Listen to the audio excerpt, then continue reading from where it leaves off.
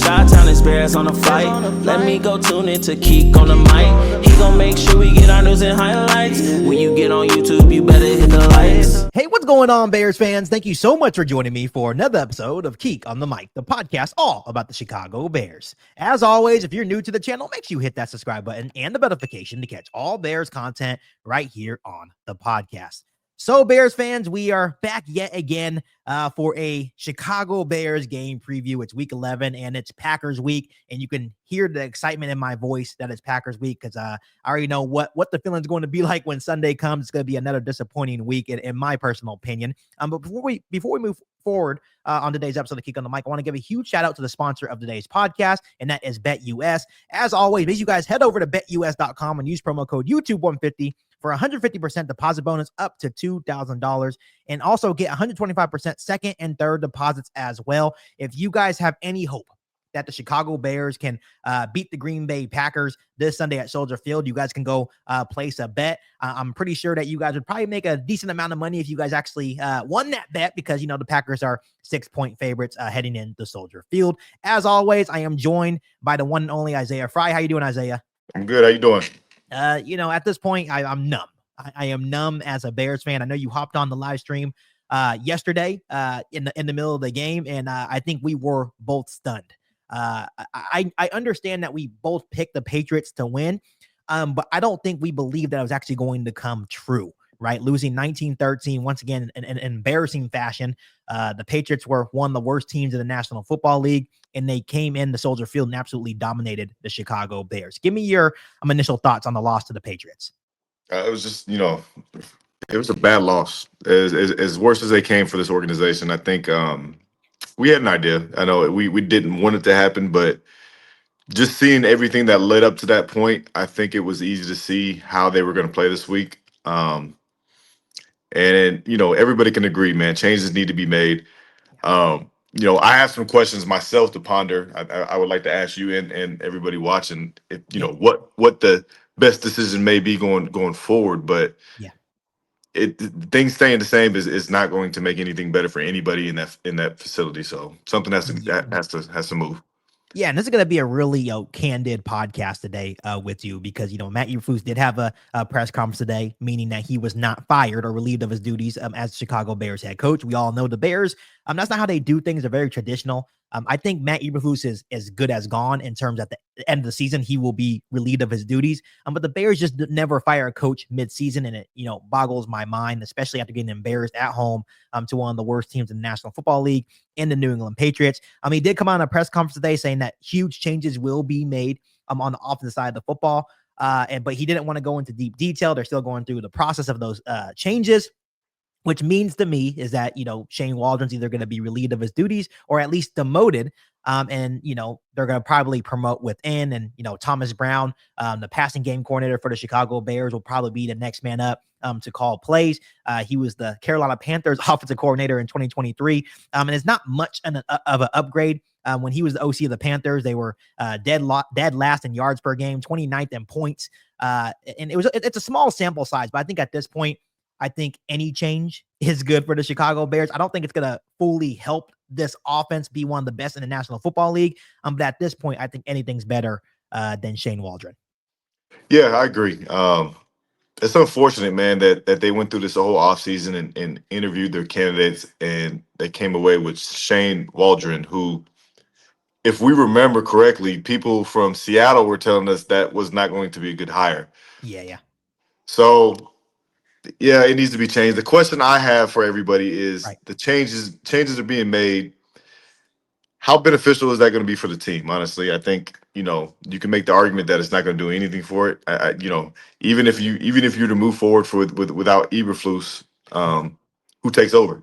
He's really the defensive coordinators, and nobody wants Shane Waldron to be the interim head coach. So who is the defensive coordinator? I can't even tell you his name. Who is Eric Washington is the DC right now. And you know what I mean? So yeah, I get where you're coming from. I do, and I think that's why it's so tough to fire a coach mid-season, because then you have to, promote within. And will that really be the spark that this team needs? We would never know, because the Bears never fire a coach mid-season. But to answer your question, if Ryan Poles got the sudden urge, let's say the Packers come into Soldier Field, which is very possible, and blow us out by 3+ scores, would that be enough for the McCaskies and Ryan Poles to finally fire head coach Matt Eberflus? In that case, I can definitely see the Chicago Bears promoting Richard Hightower, which is the special teams coordinator of the Chicago Bears. I think, when you look at the special teams coordinator, that's usually the, next man up, or the defensive coordinator. But I think Richard Hightower, when you look at the Bears special teams, that has kind of been a bright spot for the Chicago Bears this season. So I think Richard Hightower would move up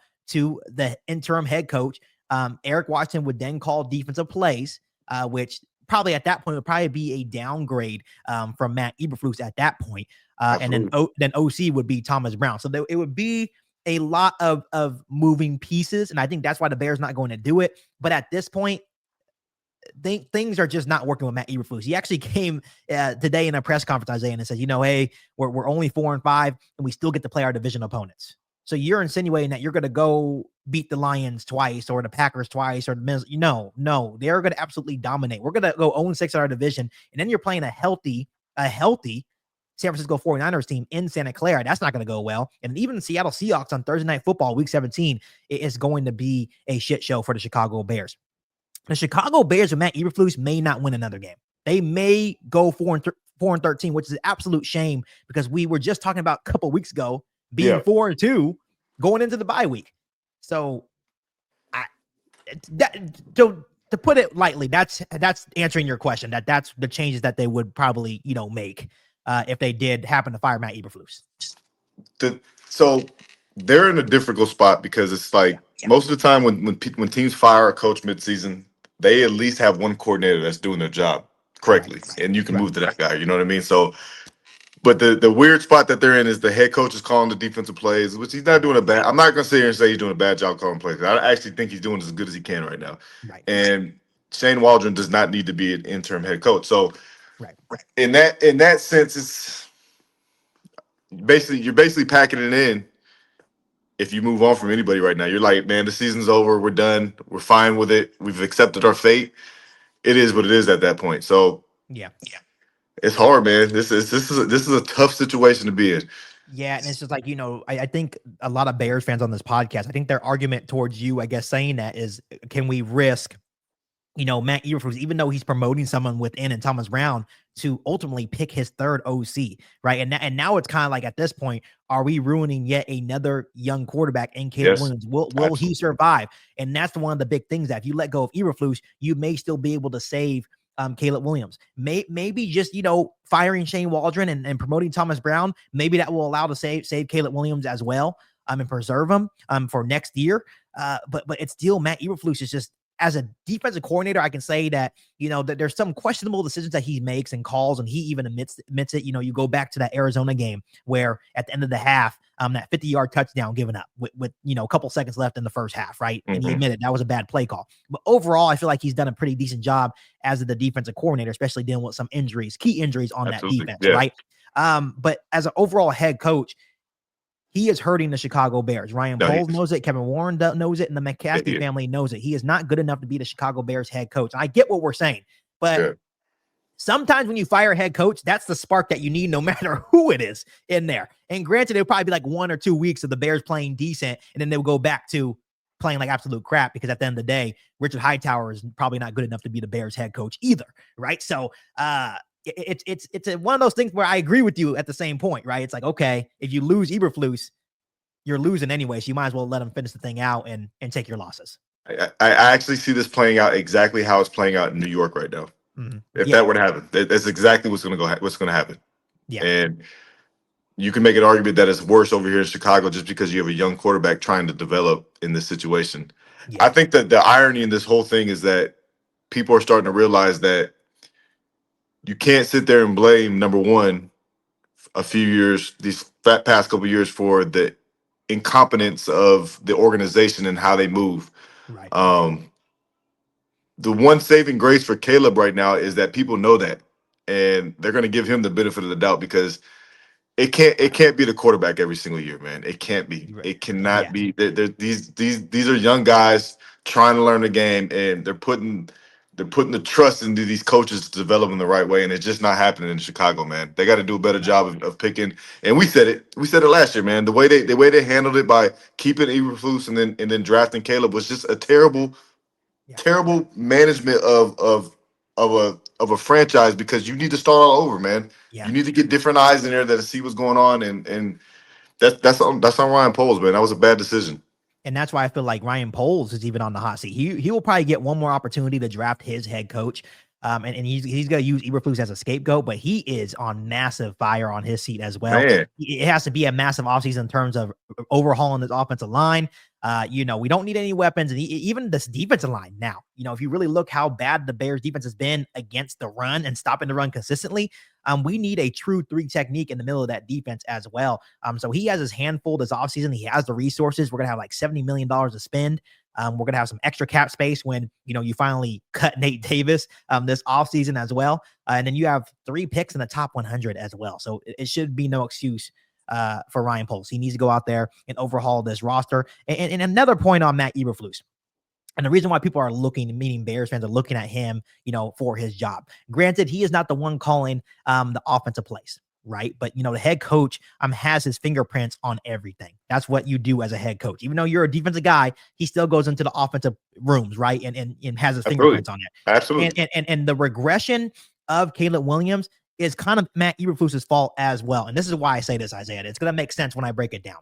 Matt Eberflus has always been about being kind of conservative, especially when he's talking about his quarterbacks, trying to, control the turnovers and just playing safe. And when you look at Caleb Williams early on in the season, he was being aggressive, throwing the ball downfield. He had a couple interceptions here and there, but at least he was being aggressive and throwing the ball. Now, when you watch Caleb Williams these last couple of weeks after the bye, he's gun shy. He's holding on to the ball. It just doesn't seem like he's comfortable. And I think it has a lot to do with what Matt Eberflus preaches about not turning over the football. So now he's scared. And to me, that's why I don't really blame Caleb Williams, because I feel like he's being coached the wrong way, right? Oh. To hold on to the ball and to be gun shy. Because when you watch the tape, like Caleb Williams, you didn't see, Cole Kmet running across your face, right? But I think that's a coaching issue at the end of the day. And granted, people can disagree with me. I think that's also a Matt Eberflus problem as well. I think that's what he's been preaching, and now Caleb Williams is regressing because of it. That's definitely a possibility. A lot of times you do see coaches take away that aggression from players to kind of control them, which isn't a good thing to do with a guy like Caleb, because we all see what he can do when he's out there playing freely, mind free, doing what he does. What I will say about Caleb, and this is on him, that he has to get a lot better at, and he will, because he's still a young guy, is that this isn't college. You can't hold on to the ball and look for the guy to get open and make plays like that. That's not going to work, especially with the offensive line you have. You got to get your first read, go to your second read. Neither two of them there, check down automatically. That's it. There's nothing else to talk about. Boom, boom, not there, check down. And he's not doing that right now. And there are some plays that you can look at that there's an opportunity for him to at least get the ball out of his hands and make something out of nothing. So, and you can blame that on the coach too, because I'm sure they're in the meeting room telling them, "Hey, Caleb, there's a check down right there. You need to check this down." But that's your job as a coach, to get that across to a young guy and make sure that that's automatic, second nature, doing that every single play. Yeah, and maybe, firing Shane Waldron and bringing in Thomas Brown, maybe that will be the spark that Caleb needs. You see yesterday that, he goes on the sideline and sits on the bench, and him and Shane Waldron are not even talking. Or when Shane Waldron is talking to him, Caleb Williams is like rolling his eyes. There's when you have that disconnect with your quarterback and offensive coordinator, it's never going to work. Maybe Thomas Brown comes in and it's just something new.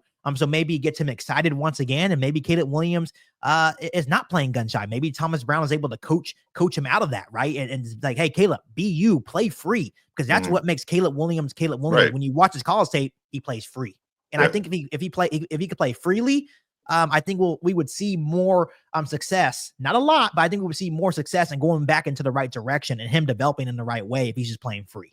Absolutely. I mean, because at this point in the year, all we really want to see is his development and him get better every single week. We kind of see the writing on the wall. It's not going to be a year it's going to be, make it to playoffs and make a run. They're just not there this year. But the saving grace is we just had a number one pick this year that can be really, really good given the right opportunities and the right reps. So Right. we got to make sure that he's going in the right direction and doing the right things properly. Right. And like I said, anyone that's calling Caleb Williams a bust, just stop Nah, it. Just stop it. Like and this is why quarterbacks come here to die, because it's a lot of the fan base too, putting pressure on these young men. It's like, really, it's been 1 year.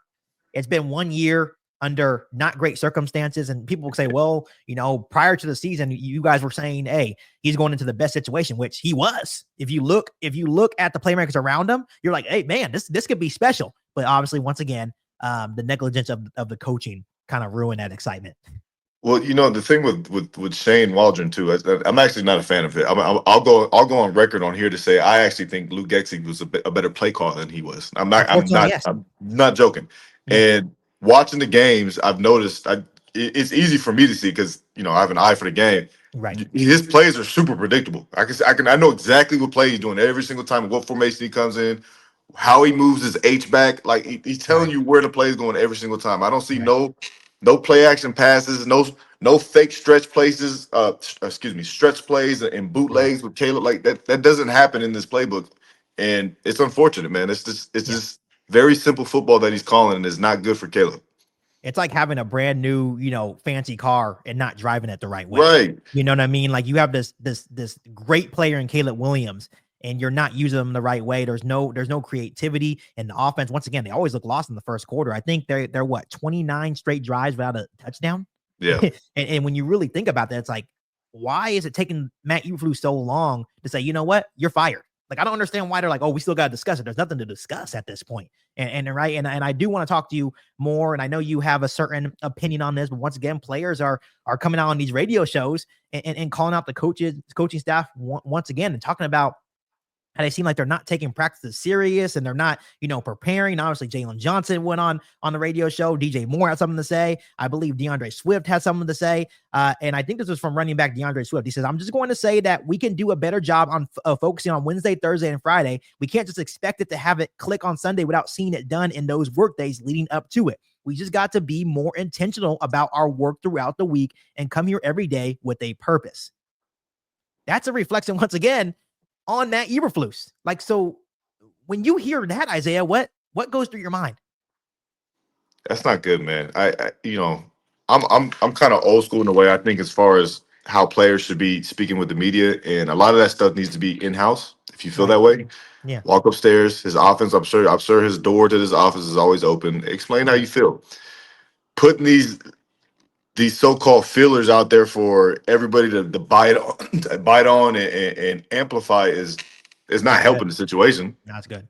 No, it's not. It's like you get people like us on here. We're talking about it now because you put it out there to be spoken about. So I don't agree with it. They may. I'm not saying how they feel is wrong because how they're saying that's the truth. That's their truth. I get it. But we, as players, man, we got to be better in how we filter our information out into the media, man, because it's not good for the team. Not good for the culture of the football team too. No, that's been one of the big things for Matt Eberflus, that for the longest time I felt like he did build a really good culture in Chicago, and obviously they're struggling right now. They're on their third straight loss, and obviously when you lose to a team like the New England Patriots, I think this locker room's lost at this point. Now you're going into your gauntlet of the schedule where you're probably like, I don't understand how we're gonna get out of this hole now. Right. when you're playing the Green Bay Packers and the Vikings and the Lions twice. It's just things look murky. And obviously, like I said, it was DeAndre Swift, Jalen Johnson, and obviously DJ Moore has also been very vocal. And we talked a little bit about DJ Moore a lot on this podcast. But I guess we just have to count our losses and just hope for the best. But I really don't see the Bears winning another football game this season. I can agree with you, man. They look like a really, really bad team right now. Like a bad, and I'm gonna keep going back. I'll say it. It's on blue in the face. This reminds me of 2014, which I was a part of. I was a part of that. So I see it, man. This is 2014 all over again, man. Yeah. So you probably understand what they're going on, like the feelings that these players are having in this locker room. Like, okay, enough's enough. Like we need a spark, and maybe firing Shea Waldron would at least give the offense a spark. But overall, as a team, they're definitely deflated at this point. Yeah, absolutely, man. That Hail Mary, man, it just bounced them back about it took them back 2-3 years, man. Hey, that Hail Mary took them back to 2014. It seems like it did. You know what I mean? So it did. So Isaiah, here we go. It's Packers week. And, a couple of years ago, I think we showed a lot of excitement about Packers week, but I am not looking forward to this. And I urge fans to not make this a big deal. I hope the players don't come out and say, hey, we're going to change the tide this year, because that's not the case. The Packers have won 10 straight against the Chicago Bears. They have dominated the series. I don't think you can even call the series a rivalry at this point. The Packers are 6-3. And what's so scary about it is that they're coming off the bye week. So, Matt LaFleur is coming with some heat with a massive game plan. Bears have lost 3 in a row. They are a 6-point underdog at home. Go ahead and give me your first initial thoughts on this game against the Green Bay Packers. 6-point underdog with a question mark. That's my first reaction. Yeah. I would have put it higher. Yeah. They should be 10 points at least. Yeah, absolutely. Absolutely, man. I don't know if they didn't watch the game last week and when they played New England or what, but yeah, I agree with you. I don't think it's going to be a good week for Chicago. I think Packers, they've been consistent for the last 3-4 years, and they're going to come in here and do what they normally do. So yeah, it's not something I'm confident about speaking about, but they got to go out there and do their best. Yeah, I think first and foremost, when you're looking at, I'm going to talk a little bit about injuries of this game. I think we desperately need Jaquan Brisker back and Darrell Taylor back. I think that would be huge for our defense. Obviously, Jair Alexander is dealing with a knee injury. He's questionable for this game. He will most likely be out there for the Green Bay Packers. I look at some key players. Jordan Love, I'm having another decent season, over 1,800 passing yards, 15 touchdowns, kind of interception happy this season with 10 interceptions, but still to me a very good quarterback that can really, dice this Bears defense up. And then another player that I really look at is Josh Jacobs. The Bears defense has not been good against the run, and Josh Jacobs is a very good running back. I think that was a sneaky signing for the Green Bay Packers this offseason was Josh Jacobs. And obviously they have a bunch of pieces on the offense as well. And I just don't see a way that the Bears can win this football game, quite frankly. And I think it stems not because of the talent that we have on this roster. I think when you look at the rosters, I think we stack up well talent-wise. I think it will always come down to coaching. Matt LaFleur is just a really good head coach and light years ahead of Matt Eberflus, in my personal opinion. Yeah, I mean, that's what it boils down to at the end of the day. That's exactly what it is. Their head coach is better than Chicago, so yeah. Yeah, and I do want to break down some stats. Like when you're looking at Green Bay's offense, they're third in total yards, 7th in passing yards, 3rd in rushing yards, 9th in point score, 25.6 points a game. Our defense has been our pride, all season long. And I think they will go in there with some energy. It's Packers week. I think they will play hard because it's a rivalry. They don't want to lose to the Green Bay Packers. But with the way the offense is playing, I just can see this game getting ugly very quickly. Like, and you've been a part of some games where it got ugly against the Green Bay Packers. What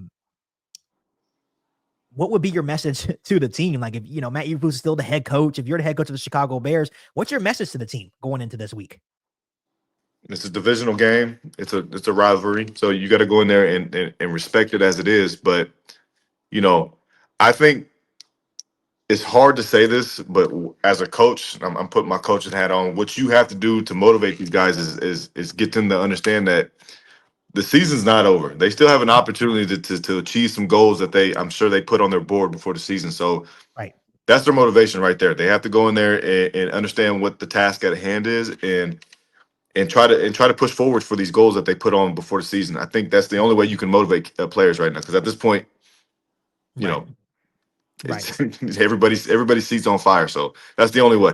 Yeah, and I think that's what Matt Eberflus was like alluding to in his press conference today when he's like, hey, we still get to play our division. No matter how good your division is, it's still division. Sometimes division games are a little bit different. Like even though Green Bay should come in and absolutely blow the Bears out this weekend, doesn't mean they will. Right. But the offense will have to play extremely better for the Bears to have a chance this weekend. And it really does suck because this is a game that you want to win. The Packers are on a 10 game winning streak over the Chicago Bears right now. If the Bears offense can show some life this game, maybe they'll have a better chance of winning this game. You are still at home. Maybe the home crowd will come and support you. They were booing them as early as the first quarter of against the Patriots. But like I said, there's not much to really say about this game. We have to go out there and just play with some pride at this point. You have to be tired of the Green Bay Packers beating you up every single year go in there and show some pride. I know things are looking murky, but even though I hated that he said this because I don't believe in Matt Eberflus, he does also make a good point. We're still 4-5 and we still play our division. So maybe that's the message that he is preaching to the team this week going into Green Bay, their first divisional game. Maybe a win against Green Bay by the grace of the football gods spark something for the Chicago Bears football team. Yeah, absolutely. I remember playing for Lovie Smith, and every Wednesday we came into the room, he would put everybody's record in our divisions up on the board. That was our motivation. We needed to see the standings and see where we needed to be and how many we needed to get. I could see him doing something along the lines of that, just to put it out there of what we're trying to achieve and accomplish, and hopefully get this thing moving in the right direction. Yeah, Isaiah, I think this is a game that it's personal, right? You don't want to lose to Green Bay. Like I said, I still have a lot of belief of the direction of this football team. Honestly, things are not looking good right now. But I still think we have the pieces to be a really, really good football team of the National Football League. Like I said, maybe you get lucky and you have a good game plan. Obviously, Matt Eberflus and the offense, and even sometimes at the defense haven't shown a good game plan to stop anybody or score consistently. That's why the Bears are in the situation that they are in. But maybe we just pray to the football gods and maybe things are different against the Green Bay Packers. But I don't think there's anything else to talk about in terms of this game personally. They have to go in there and just play with some pride. And that's my one big thing. Get Caleb Williams comfortable, get him back to how he looked early on in the season, right? Let the young man loose. Let him play free. Say, hey, you know what? Forget turnovers. Go out there and be Caleb Williams. Be the guy that we drafted with the number 1 overall pick. Caleb Williams is way better than what we've seen the last 3 weeks. Yeah. He knows it. The Bears fans knows it, and the Chicago Bears organization knows it. Let this young man play free, and I think you'll start seeing some good things, not only from him, but this Bears offense as well. Absolutely, let him play free, and then also, man, come up with some better pass concepts, because those pass concepts that are running right now is just man. Chase Daniel did a segment on that. Did you see? Oh man, the way he breaks it down, man, it looks bad right now.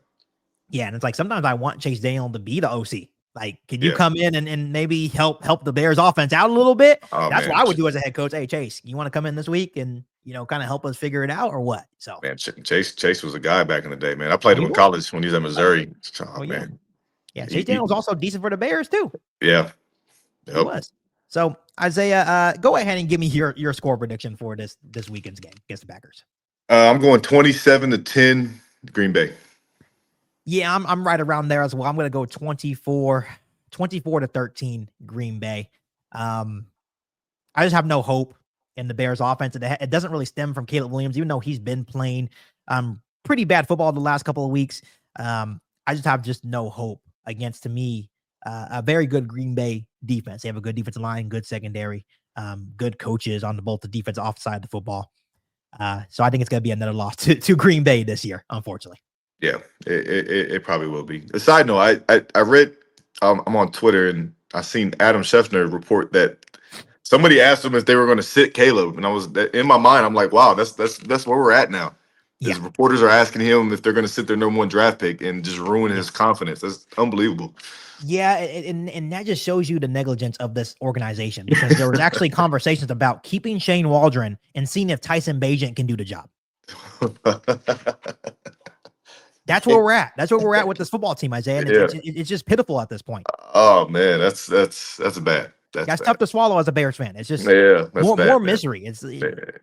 At this point, I don't know. But as always, Isaiah, thank you so much for staying positive. And that's all we can do. We're just fans at the end of the day. It definitely sucks. But like I try to encourage myself and Bears fans out there, don't let this ruin your personal life, really. Because at this point, it seems like the McCaskey families don't care about you. So at this point, be a fan. But after the games, it is what it is at this point. If they want to continue to put this product on the field, that's on them. That's their problem. Yeah. Yep. That's unfortunate. Yeah, but as always, Bears fans, go ahead and comment your score predictions for the Bears versus Packers game down below in the comment section. Make sure you guys continue to hit the subscribe button and the notification to catch all Bears content right here on the podcast. And once again, make sure you guys head over to betus.com and use promo code YouTube150 for 150% deposit bonus up to $2,000, and also get 125% second and third deposits if you guys actually feel that the Chicago Bears can come away with the upset win over the Green Bay Packers. But other than that, I'll be back for all new Bears podcast right here on Kick on the Mic. Thanks, guys. And as always, bear down. Bear down. You ain't bout it, you ain't bout it, you ain't kick on the mic. You ain't bout it, you ain't bout it, you ain't kick on the mic. You can go and subscribe, cause I be on it right. You ain't bout it, you ain't bout it, you ain't kick on the mic.